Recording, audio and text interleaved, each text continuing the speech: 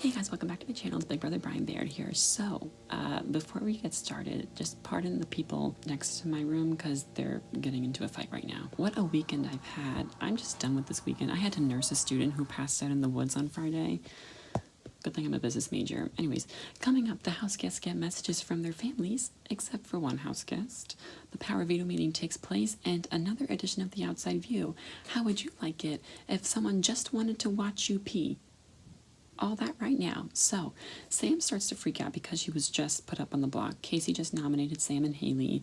Sam's starting to freak out and Tyler doesn't like this. So Haley and Sam talk and Sam says that she's okay. She's not okay. But Haley hopes that Sam loses her mind because if she does, that'll put a target on Sam's back and maybe she'll go home and Haley won't. So JC and Brett talk and they're nervous that if Haley wins the veto, either JC or Brett is going to go up as the replacement nominee.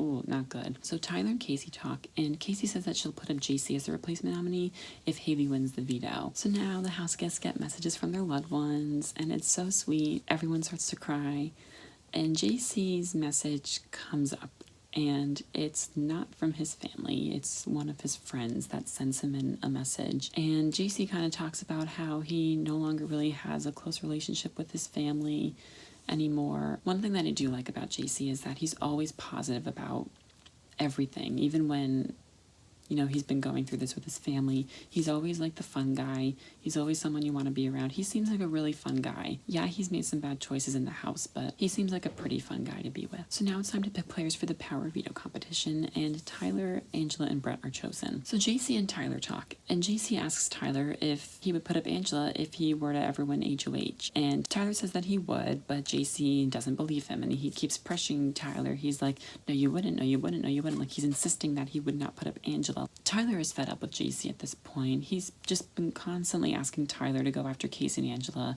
and at this point it's kind of just making JC a bigger target in Tyler's eyes. Kind of makes it easier for Tyler to put up JC on the block. So the Power Veto competition takes place, and it's the BB Comics. It's a classic POV competition. Tyler says that if he wins, he may want to make a big move and maybe pull someone off the block. So they play it one at a time, and literally Sam was so close to winning this. It's frustrating. She literally completed every single task, got them all right, and forgot to do the last one. Had she done the last one, she probably would have won. You have to do it in the quickest amount of time. And then she had to do it again, and every time she did it again, she just kept getting worse and worse and worse and worse and worse. Anyways, Casey wins the Power Veto. Of course she wins it. Like, she's so boring. She keeps making all these boring moves. So Haley feels like she just lost the whole game of Big Brother because, you know, Casey's not going to use the veto to save her. So obviously Haley's probably going to be going home tomorrow night, but I really hope she finds a way to somehow stay because I love her. So Tyler and Casey talk, and Tyler tells Casey that JC told him to go after her and Angela. Tyler says that he's pissed at JC and it's hard for him to contain his anger around him. And Casey says that she'll consider making a big move. But of course she doesn't, because she's Casey, the most boring house guest in Big Brother history. Once again, at this Power Veto meeting, she chooses not to use the veto. Like, come on, I'm so fed up with Casey at this point. Like, it's day 85-ish. You have 2 weeks left of the game, and you have yet to make any moves other than, I choose not to use the veto, which isn't even a move. But thank God it's double eviction tomorrow, so y'all don't want to make any moves now? That's fine. You're going to be forced to make them tomorrow. And guess what? Instead of having days to make up your decision on one move, you're going to have multiple moves and only seconds to figure out each and every one of them.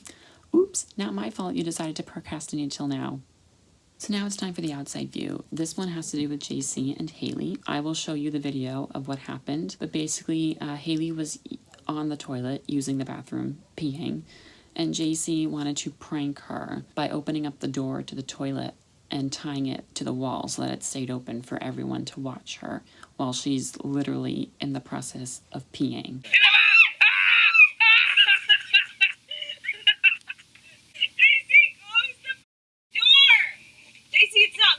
But after the fact, Sam had a little chat with JC, and it didn't really go the way he wanted it to.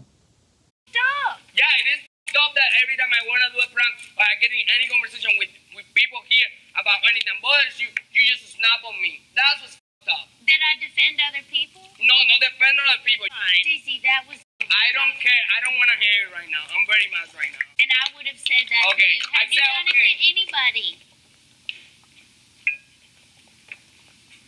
Thank you, Sam, for saving me.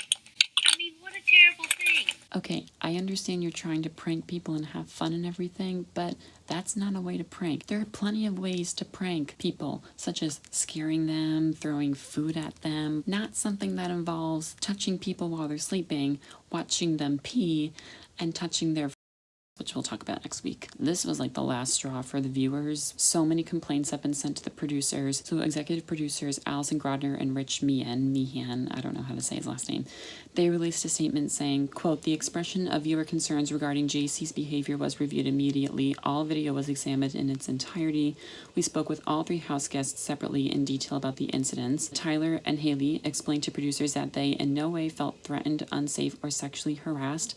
If there was any indication from our house guests of sexual misconduct, we and CBS would have taken immediate action. The safety and security of our house guests is and will continue to be our top priority." So that's it. The live double eviction takes place tomorrow night at 9/8 Central, live on CBS, hosted by Julie Chen. And it's going to be filled with blindsides. You do not want to miss it. So that's it. Thanks for watching. Like and subscribe. Goodbye.